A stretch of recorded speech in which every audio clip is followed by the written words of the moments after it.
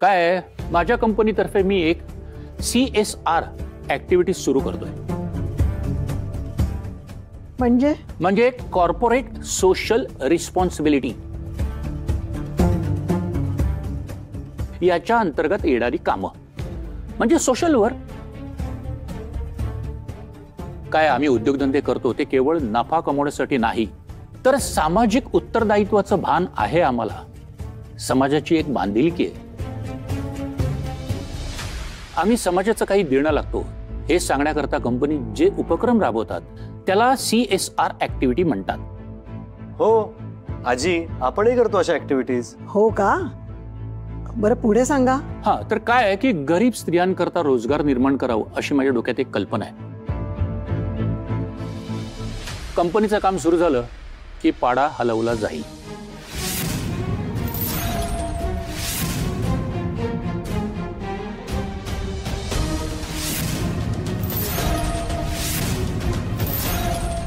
हा, पण पाड्यातल्या माणसांना पक्की घरं दिली जातील, तीही कंपनीकडून.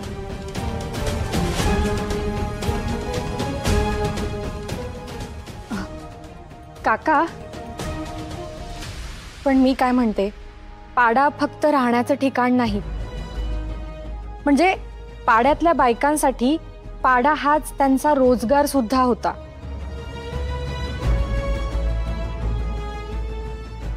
म्हणजे बांबूच्या टोपल्या बनवणं किंवा पालेभाज्यांचे असे छोटे छोटे वाफे करून जवळपासचे जे काही मार्केट्स आहेत तिथे विकायला नेणं,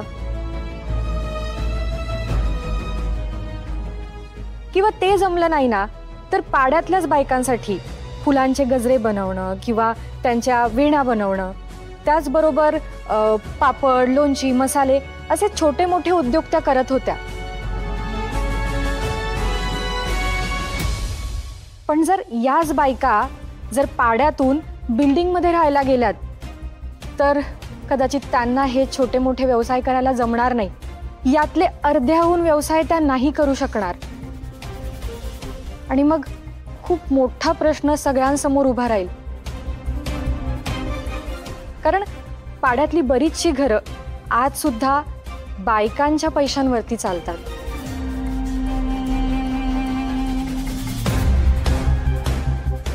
मग त्यांच्या उदरनिर्वाहाचा प्रश्न तर आहेच ना. अगदी बरोबर. हाच प्रश्न आम्हाला सोडवायचा आहे आणि त्याकरताच सगळ्यांची मदत लागेल.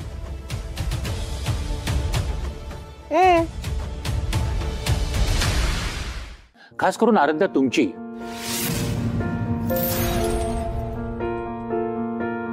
माझी मदत? काही दिवस तुम्ही राहत होतात ना पाड्यामध्ये. हो काका, खरं सांगू, तुम्ही पाड्यातल्या लोकांचा एवढा विचार करताय हे ऐकून मला खूप आनंद झालाय. तिथल्या बायकांना संघटित करण्यासाठी जी काही मदत लागेल ना ती मी करेन. तुम्ही फक्त सांगा मला काय करायचंय. सांगतो, सगळं अगदी व्यवस्थित सांगतो, पण उद्या. आता जरा हे सगळं काय एवढं छान छान बनवलंय तर त्याच्यावर ताव मारतो. उद्यापासून आपण कामाला सुरुवात करूया. हा, पण आता तुमची माझी टीम आहे.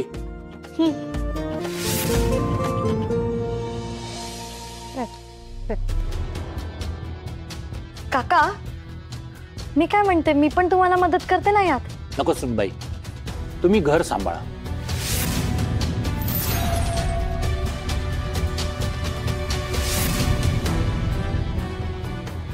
काय आहे, घरातल्या सुनबाईंना जर आम्ही असल्या कामात जर मी इन्व्हॉल्व केलं तर आई मला ओरडतील. बरं मला एक सांगा की तुम्ही मला या कामात काय मदत करू शकता. काय आराध्या पाड्यामध्ये राहिलेल्या आहेत,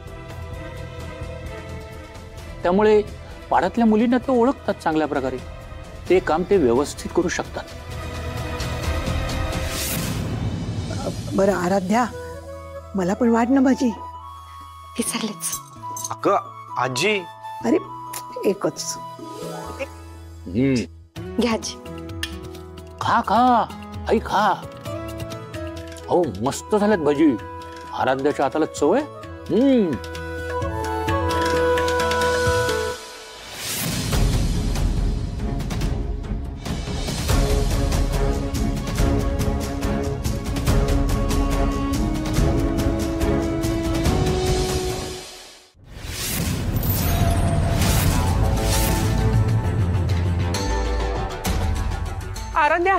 आराध्या काय होतंय? काय झालं? काय होतंय? तिला काहीतरी होत नाही. आराध्या काय झालं? चक्कर आल्यासारखं झालंय. बापरे. अगं इतके दिवस दगदग चालले तुझी, चक्कर येईल नाही तर काय. तू जेवायला बस आधी. मला जेवावंसं वाटत नाहीये. मी रूम मध्ये जाते, मला बरं वाटेल. भूक लागली तरच जेवेन मी. बर जाऊन आराम कर. मग मी तिला वरती सोडून येतो लगेच. बर चल मग. सावकाश जाऊ. सावकाश जातो.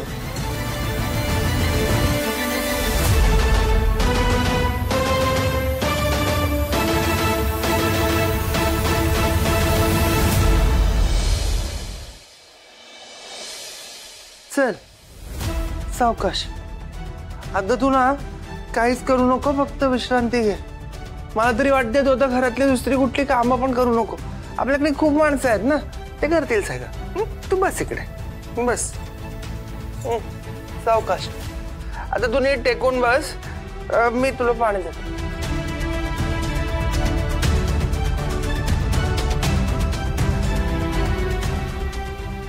सावकाश पे एकदम.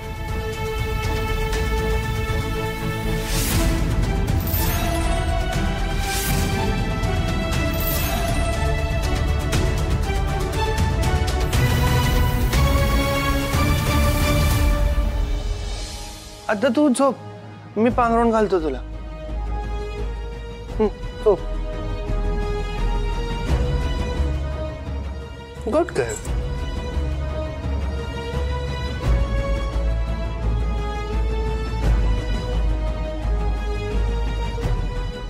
श्रेयसला केवढी काळजी वाटते माझी. श्रेयस रे, तुझं प्रेम हेच माझं टॉनिक आहे.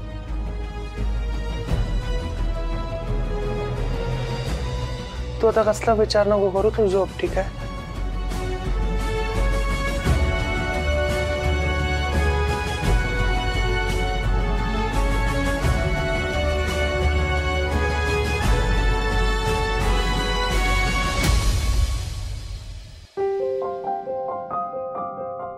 श्रेयस,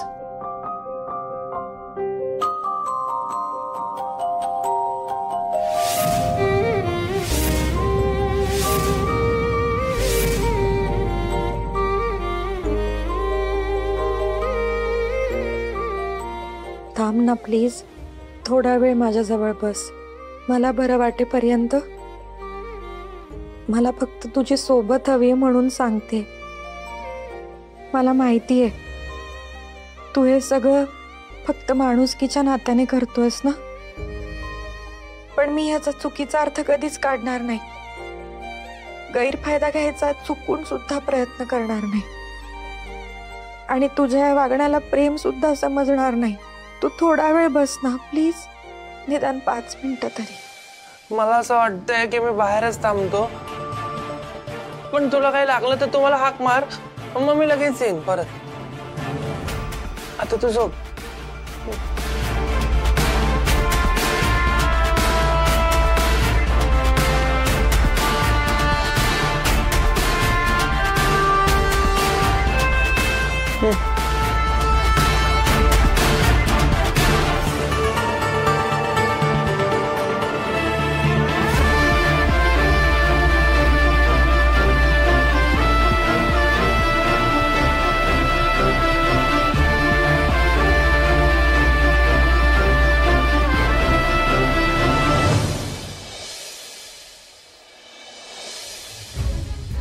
आजी,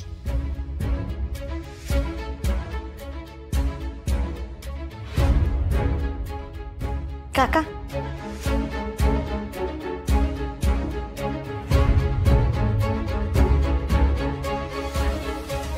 काका, काका बडीशेप घ्या. नाही नको.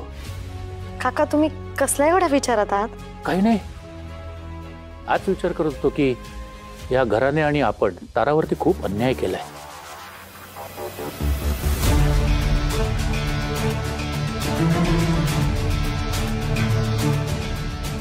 म्हणजे तारा ही श्रेयस करता आराध्या बनून आपल्या घरात राहते.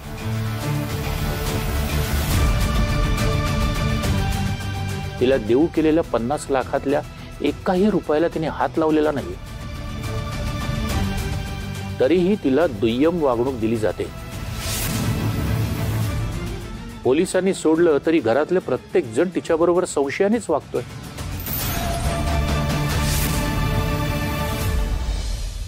हे काय चाललंय यांचं? एवढा का पुळका आलाय ताराचा? मला कल्पना आहे, घरातील काही जण तर ती श्रेयसची बायको आहे हे देखील मान्य करायला तयार नाहीये.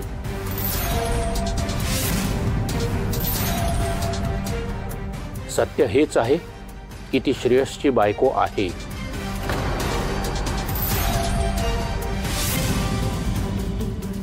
आणि श्रेयस कसाही वागला तरी ती बायको म्हणून कर्तव्य करताना कुठेही चुकत नाही.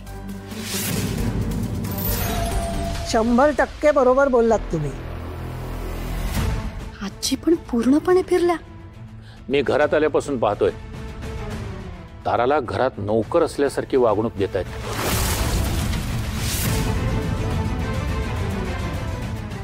मग ती घर सोडून गेली तर त्यात चुकलं काय तिचं?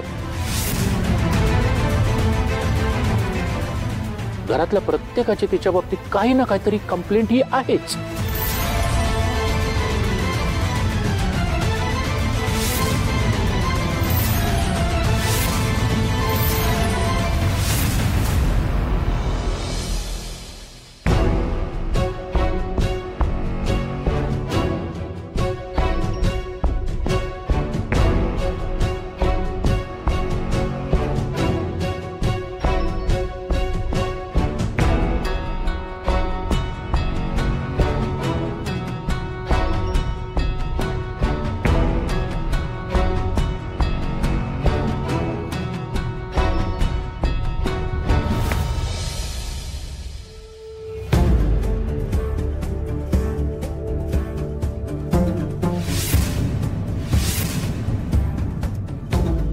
पाणी तर संपलंय.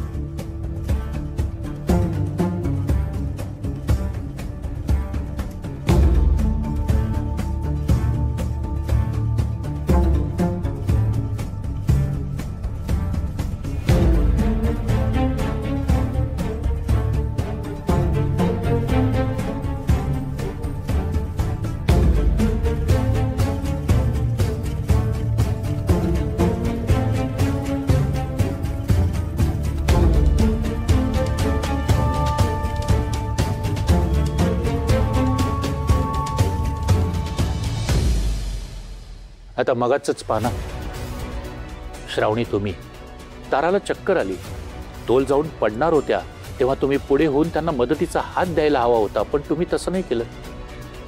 हे तुमचं वागणं योग्य होतं?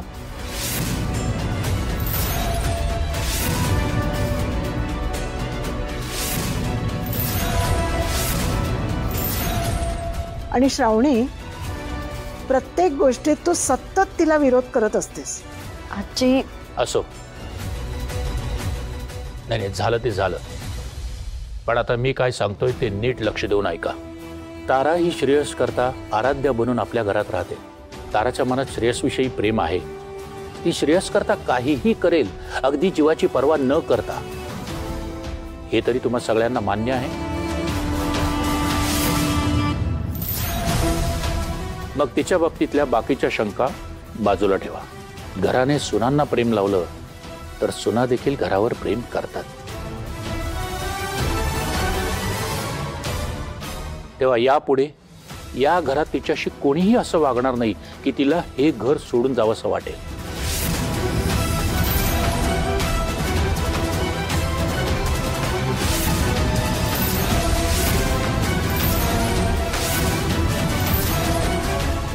त्यामुळे श्रेयससाठी आणि या घरासाठी तिने इथे राहणं योग्य आणि ते गरजेचं आहे.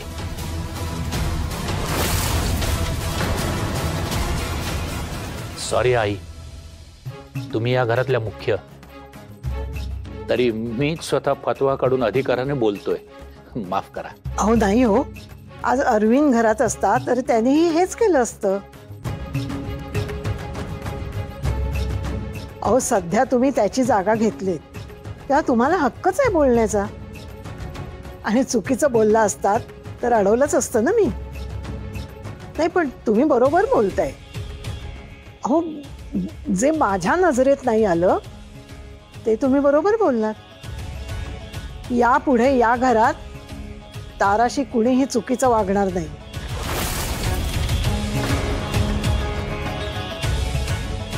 अहो, तिने यशोधरेला काही केलंय हे पोलीस सुद्धा सिद्ध करू शकलेले नाहीयेत.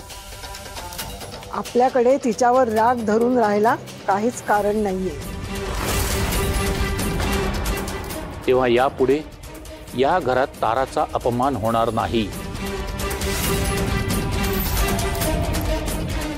तिला सगळ्यांकडनं चांगलीच वागणूक मिळेल. ही प्रत्येकाची जबाबदारी आहे हे लक्षात ठेवा.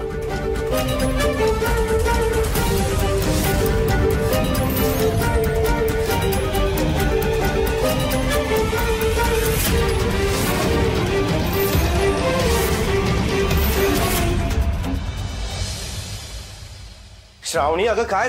श्रावणी, श्रावणी काय झालंय तू? श्रावणी, याला काय अर्थ आहे अक्षय? श्रावणी आता काय झालंय? आता दयानंद काका पण ताराच्याच नावाचा जप करतायत. घरात आलेल्या प्रत्येक नवीन माणसावरती तिला स्वतःची चालवायची असते.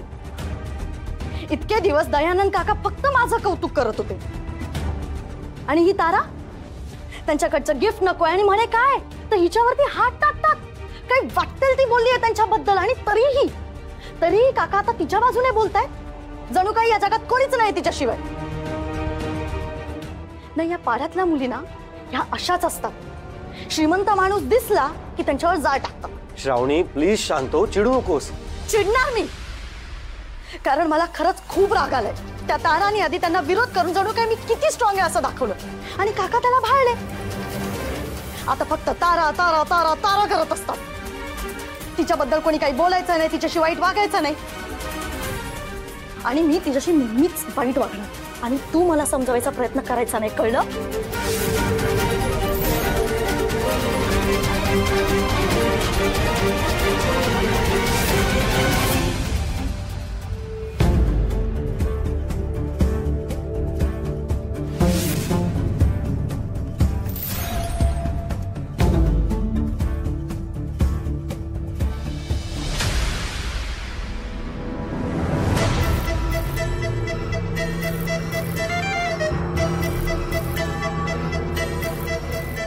मला आवडो किंवा न आवडो यांच्या म्हणण्याप्रमाणे वागावंच लागेल मला.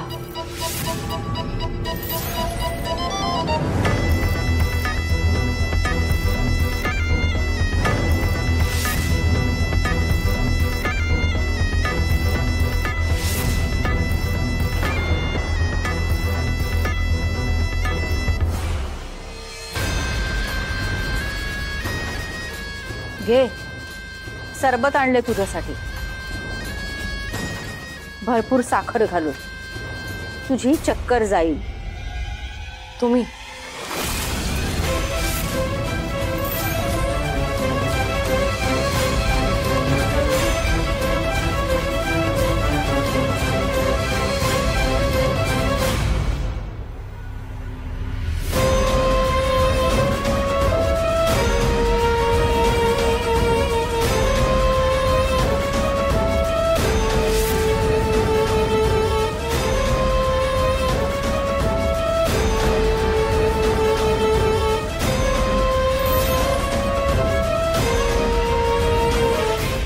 एवढा कसला विचार करतेस? विष नाही घातले त्याच्यात.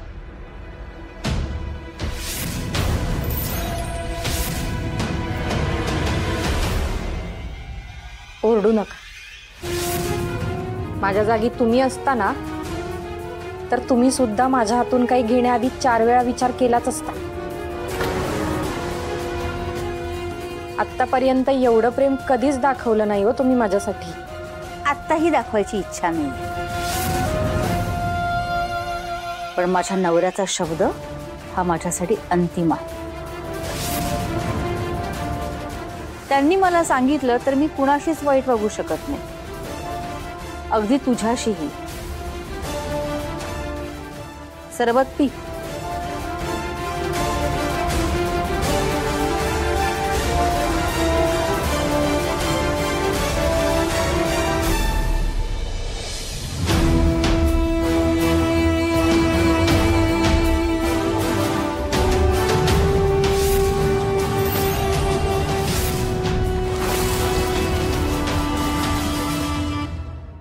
ठणठणीत बरी हो तारा. उद्यापासून आपल्याला भरपूर काम करायचंय आणि तुझ्या आयुष्यातलं हे शेवटचं काम असेल याची खबरदारी मी घेईन.